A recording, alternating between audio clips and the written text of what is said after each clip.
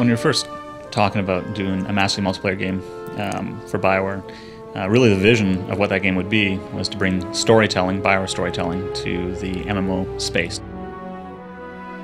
Star Wars, I know I associate it very much with the incredible legacy of storytelling. It's like the myths of our age. People are still very familiar. Little kids know the story of Star Wars. They know all these elements. In the 30 years of Star Wars, we have developed countless stories across the movies, the TV shows, and the films, and the video games. Destroy the entire planet. The entire planet, Lord Malik. BioWare has a really strong background in developing strong characters and story, and so from the get-go, I think it was a really great collaboration between the two companies. And from our perspective, I think we gave BioWare a lot of latitude to kind of flesh out this universe. With the Old Republic, we're trying to capture those iconic moments from the movies. It's a huge thrill to be able to develop a game set in the Star Wars universe, much as we did with Knights of the Old Republic. The way we approach this is with reverence and respect. The Old Republic takes place 3,000 years before the rise of Darth Vader and the events of the modern movies, and about 300 years after the original Knights of the Old Republic. The Sith Empire has returned. There was a giant invasion. There was a war that lasted for decades that ended in a very shaky peace treaty. These are the events you get to see during the cinematics pieces. Now it's been a little bit more than a decade, and a new generation is coming up, and they're seeing that the peace is obviously not going to hold. And these new people, who the players are going to be taking care of, these are the next generation of heroes. It's a time period where there are thousands of Jedi and thousands of Sith, and they're fighting in a huge galactic war. There's still the traditional hallmarks of Star Wars storytelling. There's epic heroes, and there's great adventures, and there's lots of choice, impactful choice that you'll make throughout your adventure. We really felt that in order to do powerful BioWare-style storytelling, we had it to be personal and about the player. And the best way to do that was to have the story based around the class choice you made at the beginning. Are you going to be a bounty hunter? Are you going to be a Sith warrior? Are you going to be a Jedi Knight? You should have a completely different story depending upon that. As we've gone through various builds and betas, I miss characters that I've rolled, and I'm very disappointed that they're gone. And I want to be able to play them again. It's not just the story, the entertainment value, it's really an attachment to the character is what that story leads to. Wow, we're really meeting Mandalore. Oh, this is going to be incredible. LucasArts has provided a great deal of the voiceover work, the music work, the sound effects work, and that's been this absolutely awesome experience. Of course, there's a great deal of VO in this game. Being able to breathe life into these stories that BioWare has written with really talented actors and really talented voice directors has been a thrill. Criticism. Capture and imprisonment are inefficient procedures, Master. Consider adopting an all disintegrations policy. There are many different relationships in the Old Republic. On the one hand, you can have companion characters, and you can develop friendships, dislike, and everything in between with them as you adventure together. Moreover, you play with other people in this MMO. It's a social experience. You develop friendships online as you adventure together through a galaxy that's set thousands of years before the Star Wars movies. I lose sight of the mechanical aspect of it, which to me is the perfect thing for an RPG. I'll lose myself in the stories, I'll lose myself in what's going on.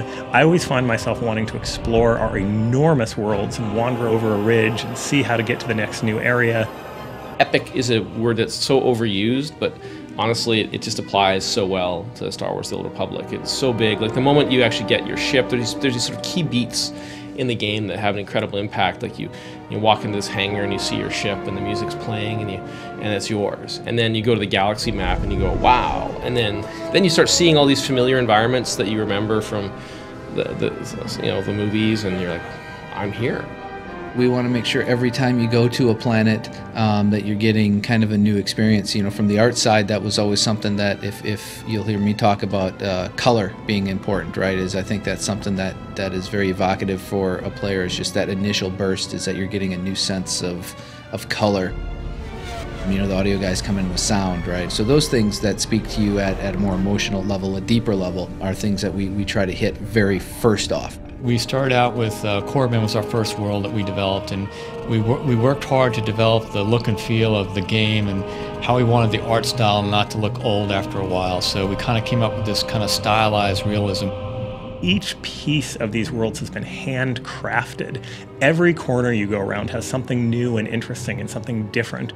Star Wars: The Old Republic it has come together amazingly well. I've been surprised multiple times over the course of the project.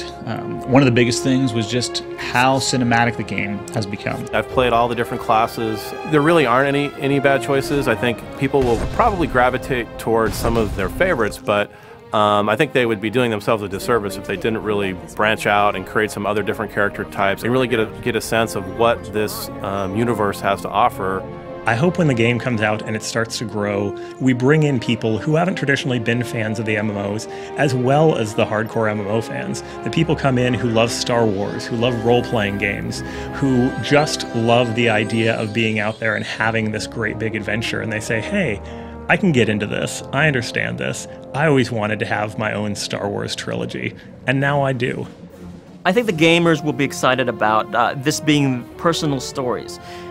Because of the way the game works, you can make choices. You can go light side or dark side. There is no black and white with Jedi and Sith in this era. The fans have been an essential part of making this game possible. They're really, really dynamic and active in the community. Our fans are our best ambassadors. If they love the game, they can bring their friends in. So we have put a real importance on the relationship with them. Star Wars: The Old Republic, we want to have world-class service as well as a world-class game.